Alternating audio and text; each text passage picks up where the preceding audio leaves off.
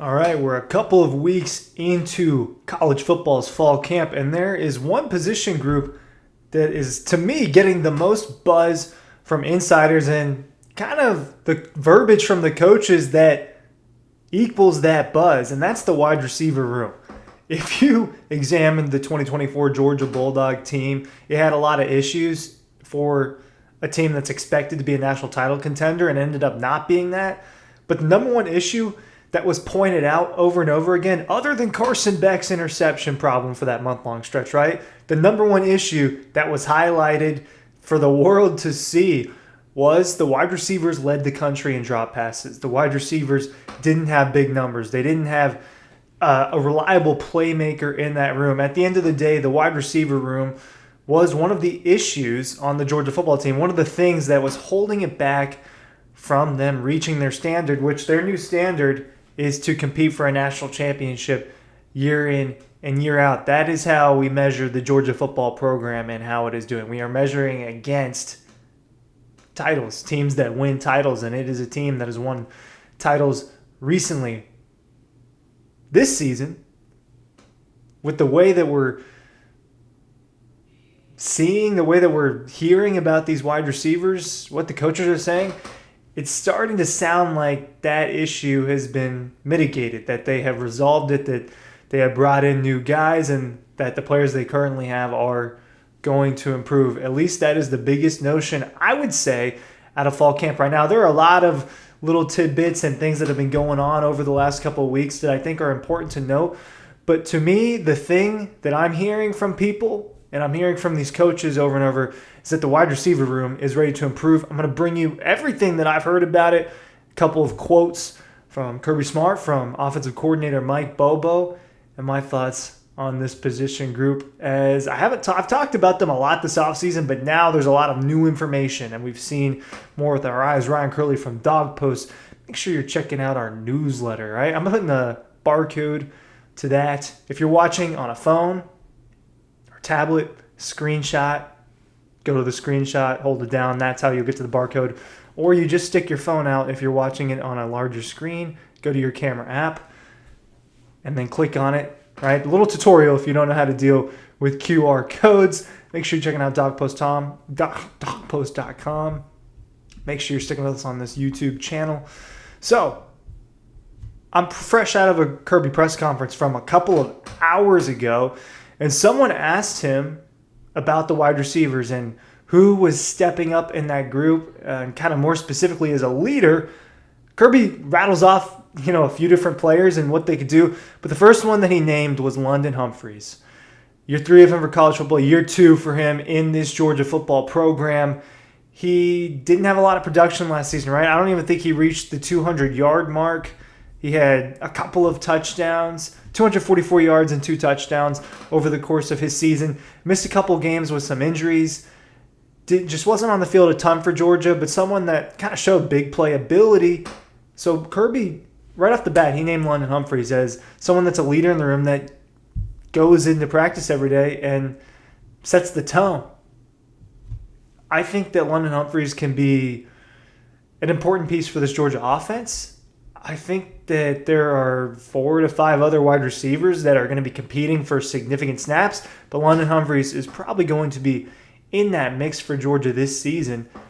Same question was asked to Mike Bobo last week when we got to talk to a lot of the assistant coaches for Georgia, not all of them, but 5 different assistants, including the 4 coordinators actually, if you count co-defensive coordinator Travaris Robinson. But Mike Bobo, his answer to the wide receiver question was, Kobe Young sets the standard. He's the leader, and he sets the standard for that wide receiver room. I thought that was big. So both of those guys transferred into the Georgia program in the 2024 offseason. They had a touchdown in that season opener against Clemson in their Georgia Bulldogs debut. And then each of them, for different reasons, kind of had quiet seasons throughout the year. Now both are expected to be big parts of the Georgia offense in this 2025 season. They aren't the only guys, though. We've heard that on the scrimmage on Saturday that Zachariah Branch, the big-time transfer portal target, who is about 5'10", right? Super explosive player. Apparently he had a nice scrimmage on Saturday. That is the word on the street. Noah Thomas has gotten a little bit of buzz out of this fall camp. I do think that he will be on the field a lot. And then someone that not a lot of people are talking about, but certainly is going to be a starter and a big part of this offense is Dillon Bell, the guy who's been around for the longest in that wide receiver room and has shown versatility over the last couple of seasons, being able to work at different spots and work out of the backfield as a running back. He's going to play as well. So those are kind of the first 5 names that you hear about, and they're probably going to be starters. Also getting a little bit of buzz about 5-star freshman wide receiver Taylor Taylor. Right? One insider said guy might be starting in just a few weeks into the season, right? That probably won't be starting at the beginning, but he's too good to keep off the field. When it comes to those freshmen, I'll believe it when I see it a little bit, although there are a handful of freshmen that are getting buzz, and one of them is 5-star wide receiver Taylor Taylor. And I think that, look, you've seen it in this program. If you've got a guy that's a freshman that's too good to keep off the field, they're not going to keep them off the field. George Pickens is a wide receiver example in 2019. Just a guy that had to play, and he ended up being their best wide receiver that season. Right? Nolan Smith played as a true freshman. I'm thinking of a few guys in 2019. Right? I'm thinking about that class, Trayvon Walker. That was a pretty loaded class looking back on it. Kenny McIntosh got some garbage time as a freshman. But then you look at this season, a few freshmen are probably going to get in the mix and play, right? There's some buzz about a few defensive players, but out of the wide receivers, it seems like Taylor Taylor is the guy that is threatening to get on the field. I think that from what I've seen, Sokovie White is another player that's going to be getting on the field. He's a second-year player for Georgia, played a little bit of garbage time last year. Thought he played really well from what I've seen in the spring, but this wide receiver room, it was a big topic during the season, last season, because of the struggles, and it's been a big topic this offseason because of the on-paper improvements. It is an on-paper improvement until they get to the season and they actually get this thing rolling. Zachariah Branch, Noah Thomas, those additions. Do you get more out of Kobe Young this season?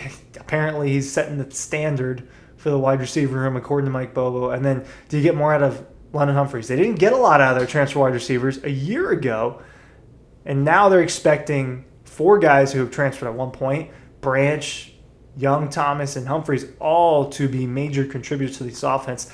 It'll be interesting to see how the beginning of the season goes in terms of the weapons. I don't think the wide receiver room is exclusive to this. I think the running back room is one that we could look at in this sense. I think the tight end room could be a little bit. I think that Georgia's got a lot of weapons, and it'll be interesting to see which ones rise to the top. Which ones are the key contributors? Which ones are going to actually be go-to players? They've got a lot of guys that I think are reliable.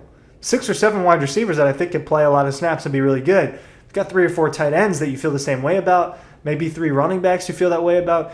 Which players are actually going to be the guys? We'll talk about that in a video here soon. Maybe later this week is when I will break that down for you. But it's the wide receivers who, out of all positions, it seems like improvement might be the most drastic out of that room. Is it going to be a group that struggles with drops again? Right? Arian Smith was the lead guy when it came to that problem. Dominic Lovett had 5 or 6 drops. Dillon Bell had 5 or 6 drops last year as well.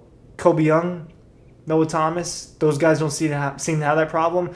Zachariah Branch's hands seem pretty impressive to me in what I saw at G-Day.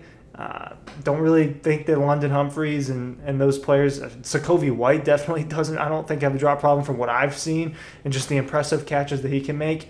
This is a group that apparently has improved a lot. I think that it would be the number one group that you'd point to as a casual fan, but the insiders and me, who's kind of an insider, right, and the coaches are all saying good things about them and that they're pleased with what they're seeing.